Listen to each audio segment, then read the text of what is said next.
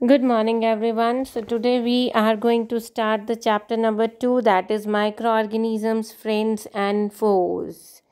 Friends मतलब हमारे लिए यूज़फुल है, foes means they are our enemy. तो enemy की तरह तो इस टाइम हमारे साथ काम कर रहे हैं, तो ये वायरस काम कर रहा है. It is just acting like foes, है ना. एंड फ्रेंड्स की तरह पे भी रोज़ हम डेली लाइफ में देखते हैं जो दही बनती है, दैट इज़ बाय बैक्टीरिया, है ना. ऐसे बहुत सारे एग्जाम्पल्स हैं. So we are going to read it. Please have your book open before yourselves, ठीक है, एंड हैव पेन और पेंसिल इन योर हैंड और मार्कर, ठीक है, सो दैट जो मैं बोलूँगी वो साथ साथ आप अंडरलाइन करते जाएंगे. Now introduction. अगर हम simply introduction of micro organisms देखें, देन माइक्रो ऑर्गेनिजम्स कहाँ कहाँ प्रेजेंट नहीं है, वो हर जगह प्रेजेंट है, बट वो इतने छोटे होते हैं that they can not be seen by naked eye, and that's why they are known as microorganism. Micro means too small. They are present everywhere in the atmosphere, air, water and soil. Now please come on page number 17. 17 में it is based on this only. As we see, I'm reading, please read it with me. We see a large number of plants and animals around us. इनके अलावा हमारे आसपास बहुत सारे छोटे organisms भी हैं जिनको हम नेक्ड आई से नहीं देख सकते. They can be easily observe through microscope. वो माइक्रोस्कोप से दिखते हैं. Now please underline the coming line. These living organism, ये लिविंग ऑर्गेनिज्म जो इनविजिबल है नेक्ड आई से but are visible under microscope, these are called microorganisms. And underline this also that their study is known as microbiology. ठीक है. Micro organisms में कौन कौन आता है? वायरस आते हैं और बाकी सिंगल सेल्ड ऑर्गेनिजम्स होते हैं जैसे bacteria, yeast, protozoans and algae. So इन सबको अलग अलग ग्रुप्स में बांटा गया है. You can see the diagrams over there. Bacteria, paramecium, euglena, amoeba, spirogyra, ये सारे माइक्रो ऑर्गेनिजम्स हैं. Then next page number 18. Please underline इसको भी. Discovery of micro organism was possible due to the invention of microscope. और किसने किया था? Anton van Leeuwenhoek. Please underline ही was the first person to establish the existence of, जिसने बताया था कि बैक्टीरियाज होते हैं. नेम एंटन वॉन. एंटन जीत गया, इस तरीके से याद करो. और नाम आगे ये इसकी सरनेम भी ऐसे ही आधा तोड़ के ल्यूवेनहॉक. ली की तो जीन्स पहनते हैं, है ना. कब पहनते हैं? वेन हॉक. जब आप हॉक करते हो तो ली की जीन्स पहनते हो. तो इस तरीके से आप कुछ याद कर सकते हैं. Anton von Leeuwenhoek. He was the first person to establish the existence of bacteria. ठीक है जी. Now microorganisms देखो, these are very small organisms जो unaided eye से नहीं देखे जा सकते. It is only seen with a microscope. अभी हमने पढ़ा है. तो माइक्रो ऑर्गेनिजम्स यूनिसेलुलर भी होते हैं, मल्टी सेलुलर भी होते हैं. ये हमें अकेले भी मिल सकता है कहीं पे, या बहुत सारे क्लस्टर में मिल सकता है, बहुत सारे नंबर इकट्ठे, तो उसको हम कहते हैं they are in colonies also. ठीक है. जैसे कि आप ये ब्रेड देखते हो, ब्रेड ऐसे ख़राब हो जाती है. तो ये क्यों ख़राब हो रही है? ये जो ग्रीनिश वाइट पैचेस आ रहे हैं, this is because of this bacteria and fungus. ठीक है. देन आ जाइए page number 18. Types of micro organisms. Microorganisms पहले बुक में से देखेंगे, फिर इधर देखेंगे. बुक देखो. Micro organisms are the oldest forms of life on earth. Certain varieties of organisms have existed for millions of years. ठीक है. सबसे पुरानी जो लाइफ पहले स्टार्ट हुई थी, that was with the micro organisms and they affect us in many ways. हमें बहुत तरीके से अफेक्ट करती है. इसके जो 4 ग्रुप्स हैं जिसमें डिवाइडेड है, यहाँ पे भी आप देख रहे हो. Bacteria, fungus, algae and protozoans. अब इनके आपको नेम याद रखने हैं। Bacteria staphylococcus, lactobacillus, vibrio cholerae या ई कोली, ये सारे बैक्टीरियाज हैं। देन फंगस में ब्रेड मोल्ड आ जाता है, पेंसिलियम आ जाता है, एस्परगिलस आ जाता है, यीस्ट आ जाता है, ये सारी फंगस है। एल्गी की अगर हम बात करें तो क्लोरेला, स्पायरोगायरा, क्लमाइडोमोनस। सो ये भी आपको याद करने पड़ेंगे। इस चैप्टर में थोड़े से नाम मुश्किल हैं, आपको तोड़ तोड़ के थोड़े थोड़े रोज़ अगर याद करोगे तो हो जाएंगे। They are not that difficult. Protozoans में पैरामीशियम तो हमने उधर याद किया था, सेल में, है ना। And then amoeba and euglena, ये भी याद किए थे protozoans. Then the next topic that viruses are unique. अब जिन वायरसेस से हम डील कर रहे हैं आजकल इन दिनों, तो ये जो है ये यूनिक क्यों कहते हैं हम इसको, क्या डिफरेंट है इसमें। Viruses are also the micro organisms, but they are different from other microorganisms because they reproduce only in the body of host organism. अगर किसी लिविंग ऑर्गेनिज्म की बॉडी के अंदर एंटर मारती है तभी ग्रो करती है, नहीं तो ये नॉन लिविंग बीइंग की तरह रहती है। ठीक है, ये बैक्टीरिया, प्लांट्स और एनिमल्स के अंदर जाएगी तो जाके ग्रो करेगी, अदरवाइज नहीं करेगी। जो जैसे होता है सिंपल, जो कोल्ड होता है, फ्लू होता है, अब ये जो कोरोना है ये भी एक तरीके का फ्लू है, कोल्ड की फॉर्म है एक। And most coughs are caused by viruses, क्योंकि हम इन सारे वायरसेस से हम यूज टू हैं, आते हैं चले जाते हैं, हमारी बॉडीज़ इनको पहचान लेती है, इनके अगेंस्ट मेडिसिन बनाती है अंदर ही, और अंदर से उसको कंट्रोल करती है, और फिर हम धीरे धीरे ठीक हो जाते हैं। बट ये जो अब कोविड जो वायरस आया है, हमारी बॉडी इसको पहचानती नहीं है, अब उसको पहचानने में टाइम लगेगा, है ना। That's why it's dangerous. कुछ सीरियस डिजीज़ेज़ हैं जैसे पोलियो और चिकन पॉक्स, ये भी वायरसेस के थ्रू ही कॉज होती हैं। Now please see the book, क्योंकि ये बड़ा इंपॉर्टेंट टॉपिक है, इसमें से क्वेश्चन आता ही आता है। वायरसेस आर यूनिक, इसके ऊपर लिख लो, मोस्ट इम्पॉर्टेंट। मतलब हर पेपर में, जब भी पेपर होता है इस चैप्टर में से ये क्वेश्चन चाहे 1 का है चाहे 2 नंबर का है, लेकिन आता है।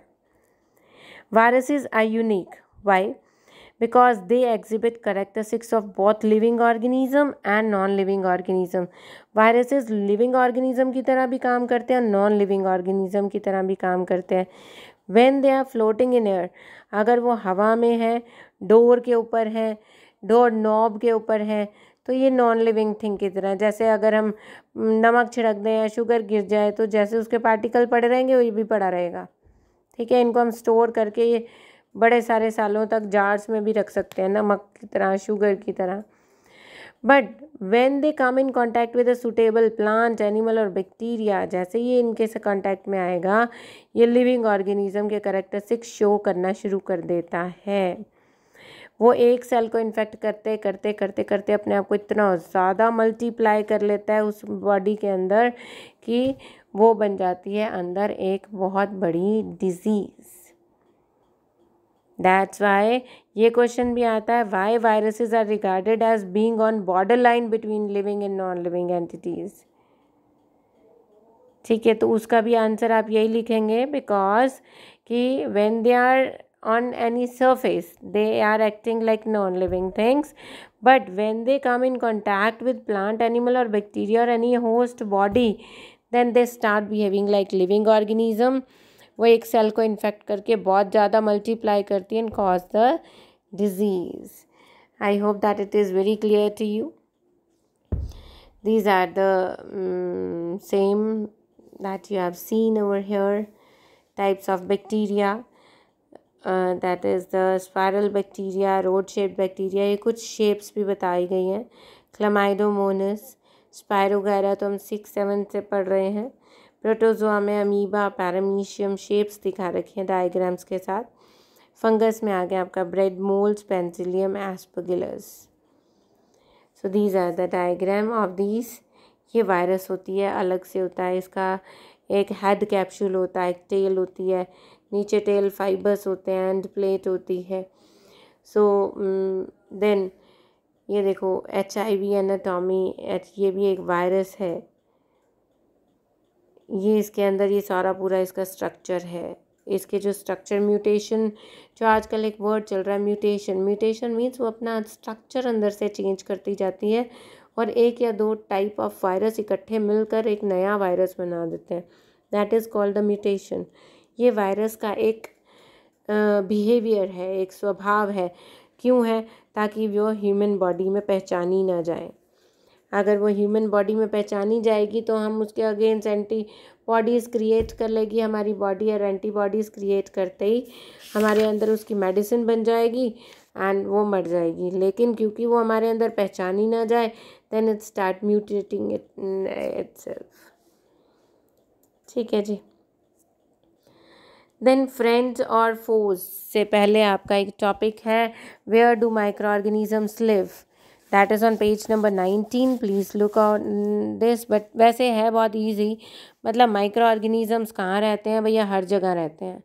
दे are found in almost all kinds of environment. चाहे वो बहुत ठंडे से ठंडा पानी हो, चाहे वो हॉट स्प्रिंग्स हो, चाहे वो बिल्कुल ड्राई एरिया हो, चाहे दलदल हो। मार्शी मीन्स दलदल, सलाइन नमकीन पानी है जहाँ पर। Then some of them need, कुछ एक को ऑक्सीजन चाहिए अपनी ग्रोथ के लिए, वाइल कुछ एक को नहीं चाहिए।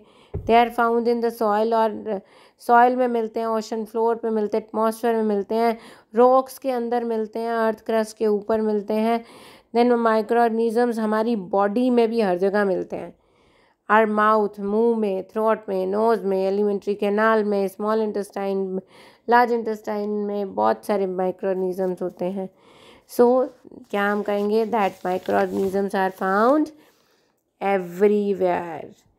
सो नेक्स्ट टॉपिक आपकी बुक में जो आता है, that is the role of micro organisms in our life. तो micro organism play an important role in our lives as well as in overall environment. क्यों? सबसे पहला तो आपने देखा था ना, number 1, they help in decomposition process.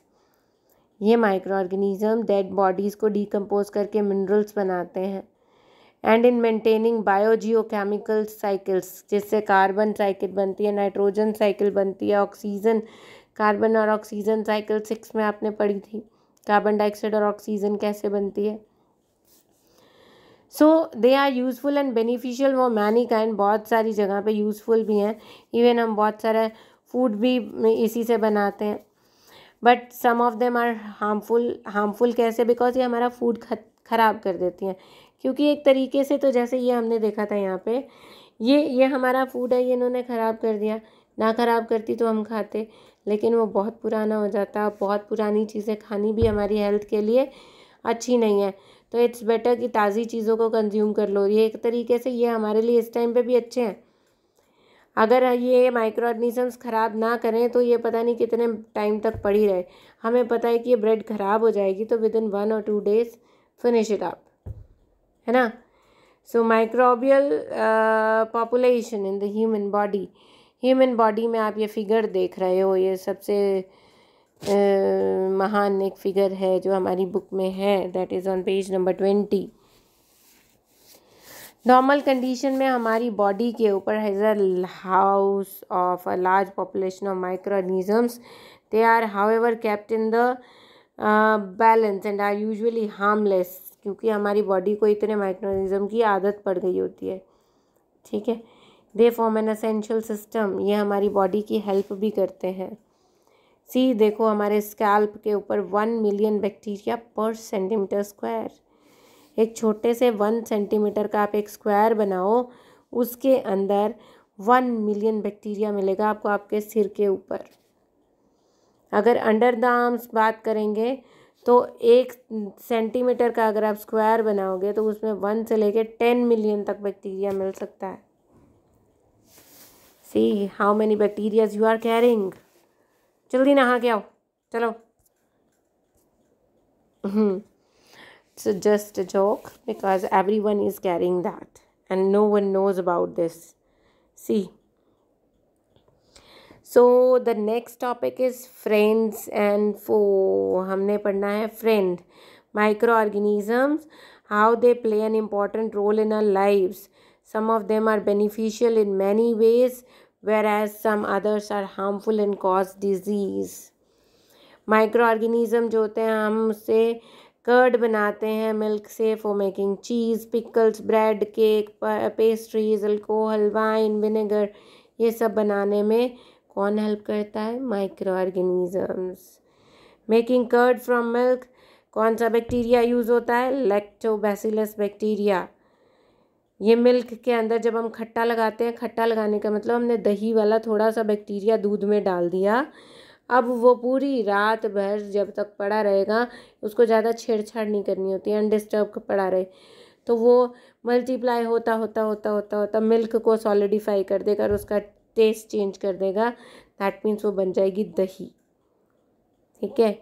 Then जो ब्रेड बनती है या इडली, डोसा, ये सब बनते हैं, केक्स बनते हैं, इसके अंदर हम एक फंगस डालते हैं, दैट इज़ द यीस्ट. ये अब इसका जो ये वाला प्रोसेस है ये बहुत इम्पॉर्टेंट है. ठीक है. ये आपको याद रखना है, अंडरलाइन भी करना है आपकी बुक के अंदर. Fungus like yeast, please under the line. Fungus like yeast, page number 20, last paragraph. तीनों लाइनें बहुत इंपॉर्टेंट है. Fungus like yeast reproduce rapidly, बहुत जल्दी जल्दी रिप्रोड्यूस करता है और प्रोड्यूस कार्बन डाइऑक्साइड बनाता है. फिर ये जो गैस होती है, ये जो आटा हमने गूंद के रखा था यीस्ट वाला, उसके अंदर ये कार्बन डाइऑक्साइड फैल जाती है, फंस जाती है. और फिर उससे क्या होता है, कहीं कहीं का हर जगह पे कार्बन डाइऑक्साइड के कुछ बबल्स निकलते हैं. तो उन बबल्स की जगह पे क्या होता है, फिर जब हम उस आटे को जब हम गर्म करते हैं ना, तो उस बबल्स में से कार्बन डाइऑक्साइड बाहर निकल जाती है और वहाँ पे रह जाते हैं होल्स. ठीक है. तो वो छोटे छोटे होल्स रह जाते हैं और वो बन जाते हैं केक और इडली की तरह, वो फ्लफ़ी और सॉफ्ट बन जाते हैं. सो इससे क्या होता है कि कार्बन डाइऑक्साइड तो बन गई, उससे वो डो के अंदर, डो मीन्स आटा, गूंदा हुआ आटा, उसके अंदर ट्रैप भी हो गई. Then it cause it to increase in volume में इंक्रीज हो जाती है and make it fluffy and soft. And this process is known as fermentation. इसको हम फर्मेंटेशन बोलते हैं. ठीक है जी. So you have to learn it up to this topic. Page number 20 तक आपको लर्न करना है, कल रीड करना है. कुछ भी ना आए तो मुझे आपने पूछना है. ठीक है. Then this is up to now. Thank you very very much.